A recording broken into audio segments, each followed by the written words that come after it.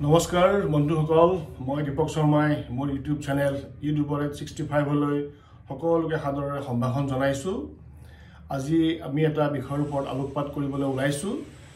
বিষয়টো হৈছে ভ্ৰমণকালত ল'বলগীয়া কেইটামান গুৰুত্বপূৰ্ণ টিপছ অৰ্থাৎ সাৱধানতা বা পদক্ষেপ। যাত্ৰাকালত ধৰক বহুতেই যাত্ৰা কৰি ভাল পায়, আপুনিও যাত্ৰা কৰি ভাল পায়, ময়ো যাত্ৰা কৰি খুব ভাল পাওঁ। যাত্ৰাটো আমাৰ জীৱন কালত আমাৰ ধৰক এটা সচৰাচৰ এটা তালিকাত থকা এটা ঘটনা। গতিকে যাত্ৰাকালত আমি যদি যাত্ৰাৰ প্ৰাক মুহূৰ্তত যদি আমি কিছুমান টিপছ আমি গ্ৰহণ কৰোঁ, কিছুমান যদি পদক্ষেপ আমি হাতত লওঁ, তেতিয়াহ'লে আমাৰ যাত্ৰাটো বৰ সুখকৰ হয় আৰু সদায় সেই যাত্ৰাটো বহু দিনলৈ মনত থাকে। গতিকে আমি আজি 20টা পইণ্টৰ ওপৰত আমি আলোচনা কৰিম, খুব সংক্ষেপে আলোচনা কৰিম। গতিকে আপোনালোকে ভিডিঅ'টি চাই থাকিব। ভিডিঅ'টো স্কিপ কৰিলে আপোনালোকৰ হয়তো গুৰুত্বপূৰ্ণ পইণ্টবিলাক যদি মিছ হৈ যায়, যদি কেইটামান দিশ মিছ হৈ যায়, তেতিয়াহ'লে আপোনালোকৰ যাত্ৰাৰ মুহূৰ্তত হয়তো কিছুমান খেলিমেলিৰ সৃষ্টি হ'ব পাৰে। গতিকে আপোনালোকে ভিডিঅ'টি সম্পূৰ্ণৰূপে চাই পেলাই আপোনালোকে মোক কমেণ্ট কৰিব। যদি ভাল পায় ভিডিঅ'টি কৰক ছাবস্ক্ৰাইব আৰু লাইক।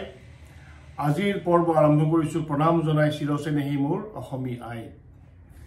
1 নম্বৰ পইণ্ট, পৰাপক্ষত ৰেলৰ ওপৰৰ বাৰ্থ লোৱাৰ চেষ্টা কৰিব, কিয়নো বস্তু বাহানি থোৱাৰ লগতে যাত্ৰা দূৰণিবতীয়া হ'লে ওপৰৰ বাৰ্থত শোৱাৰ বাবে যথেষ্ট সুবিধা হয়।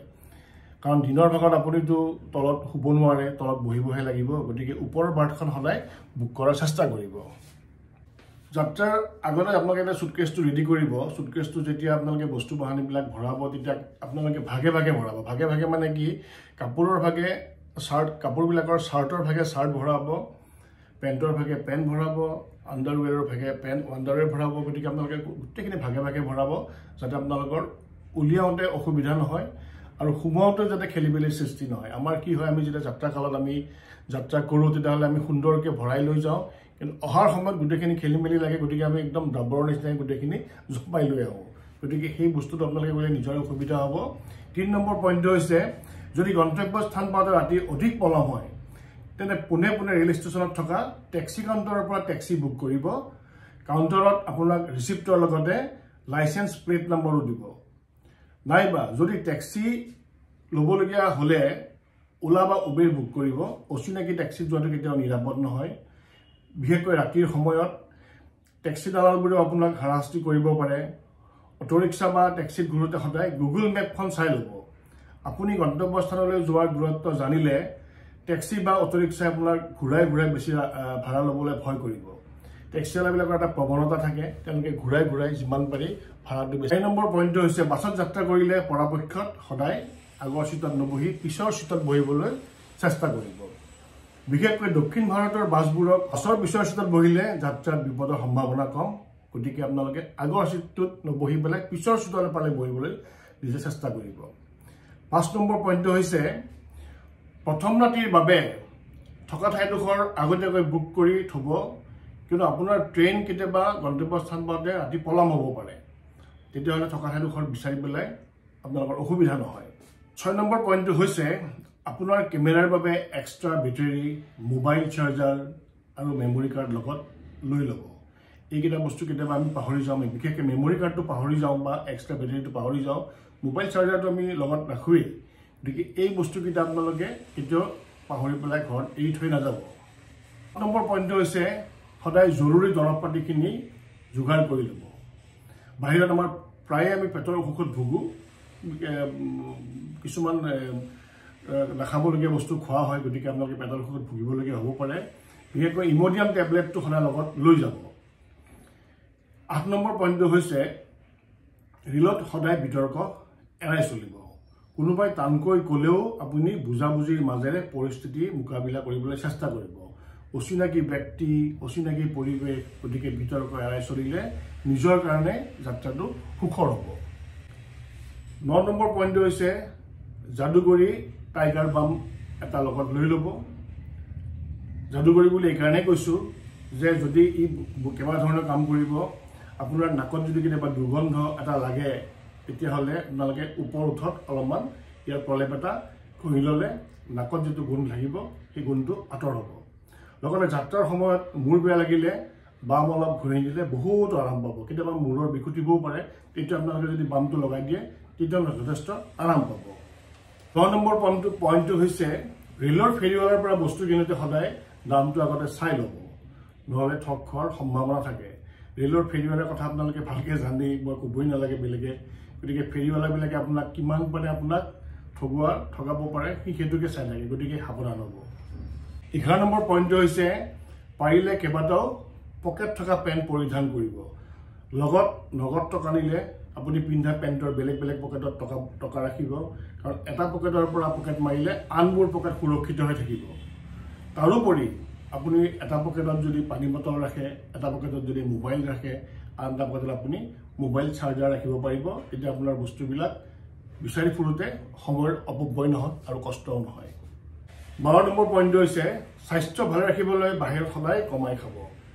কাৰণ অতিৰিক্ত খোৱাই কেতিয়াবা আমাৰ পেট বেয়া কৰিব পাৰে গতিকে কমাই খাব পাৰিলে আমাৰ নিজৰ কাৰণে ভাল 13 নম্বৰ পইণ্টটো হৈছে সদায় ৰেলত পোৱা ৰেল নিৰ্মাৰ্কা পানীয়ে খাব বাহিৰৰ পানী কেতিয়াবা গ্ৰহণ নকৰিব বাহিৰৰ পানী হয়তো দূষিত হ'ব পাৰে গতিকে সদায় ৰেল নিৰ্মাৰ্কা পানী ব্যৱহাৰ কৰিলে আপোনাৰ পেটটোৱে আৰাম পাব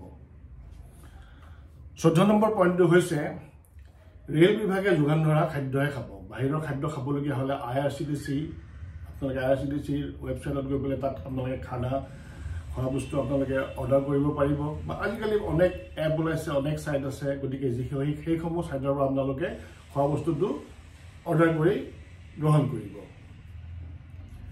15 নম্বৰটো হ'ল লগত এটা সৰু হেণ্ড চেনিটাইজাৰ লৈ যাব হেণ্ড চেনিটাইজাৰৰ কথাটো সবেই জানেই গতিকে হেণ্ড চেনিটাইজাৰ ল'লে লগত ৰাখিলে আপোনালোকৰ ধৰক যিবিলাক বীজাণু হাতত বা ধৰক এনেকৈ লাগি থাকে ৰেলৰ যাত্ৰাত যথেষ্টখিনি বীজাণু থাকে সেইখিনি আপোনালোকে নাইকিয়া হ'ব 16 নম্বৰটো হৈছে হুলস্থুলীয়া পৰিৱেশ এৰাই চলিবৰ বাবে কাণত এটা ইয়াৰ প্লাগ ল'ব ৰেলত যথেষ্টখিনি হুলস্থুল হয় কেঁচুৱাৰ চিঞৰ বাখৰ হয় মানুহে ধৰক কিছুমান বৰ ডাঙৰকৈ কথা পাতে গতিকে আপোনাৰ কাণত হয়তো কিছুমান শব্দই অলপমান আমনি কৰিব পাৰে গতিকে সেই কাণত দুইফালে দুটা ইয়াৰ প্লাগ ল'লে আপুনি সেই শব্দবিলাকৰ পৰা আঁতৰত থাকিব পাৰিব ৰেল ষ্টেচনত যদি কিবা কাৰণত দামী ৰেষ্টুৰেণ্টত খাবলগীয়া হয় তেতিয়া খোৱাৰ লগতে আপোনালোকে আৰু বটলৰ পানী বিচাৰিব ৰিভাৰ্ছ অসমোচিছ আৰু ফিল্টাৰ পানীটোৰ আপোনালোকে পইচা দিব নালাগে কিন্তু যদি বেলেগে বটলৰ পানী খাবলৈ বিচাৰে তেতিয়া টকা দুটা বেছিকৈ খৰচ হ'ব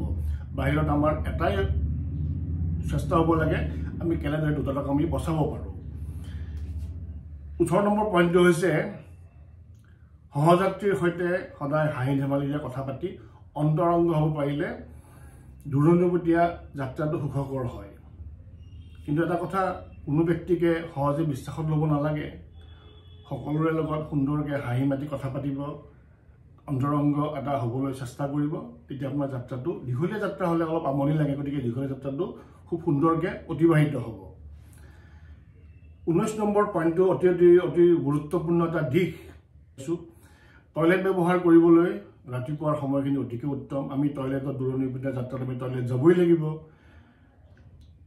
ৰাতিপুৱা সময়খিনি কেলেই ভাল ৰাতিপুৱা প্ৰায়ভাগ মানুহে শুই থকাৰ বাবে ব্যৱহাৰ কম হয় আৰু সেইকাৰণে টয়লেটটো চাফা হৈ থাকে আৰু যাত্ৰীৰ ভিৰো যথেষ্টখিনি কম হয় 20 নম্বৰ দিশটো হ'ল অতি দৰকাৰী কথা এটা আমাৰ মনত নাথাকে সেইটো হৈছে লগত শুকান আদা আৰু লং ইলাচি দালচেনি এইকেইটা উপাদান আপোনালোকে লগত লৈ যাব এইকেইটা উপাদানে যাত্ৰাকালত আপোনাক বহুতো সহায় কৰিব বহুতো কাম কৰিব আমি ঘৰত যেনেকৈ ধৰক শুকান আদা অকণমান খাই দিয়াৰ লগে আমাৰ পেটটো আমি অলপ আৰাম পাওঁ বা ধৰক কাহ আহিলে বা দাঁতৰ বিষ হ'ল তেতিয়া আমি লং এটা খাই দিওঁ তেনেধৰণে এইকেইটাই আপোনাৰ যাত্ৰাকালত যথেষ্টখিনি সহায় কৰিব এই 20টা আমি থুলমূলকৈ আলোচনা কৰিলোঁ পৰৱৰ্তী পৰ্যায়ত আমি অধিক আপোনালোকক ভিডিঅ' মই লৈ আহিম গতিকে আমি আলোচনা কৰিম সুন্দৰকৈ আলোচনা কৰিম গতিকে আপোনালোকে যদি ভিডিঅ'টি ভাল পাইছে তেতিয়াহ'লে ছাবস্ক্ৰাইব কৰক শ্বেয়াৰ কৰক আৰু লাইক কৰক আৰু আজিলৈ আমাৰ আলোচনা আমি ইমানতে শেষ কৰি পেলাই পুনৰ ধন্যবাদ জনাই বিদায় মাগিলোঁ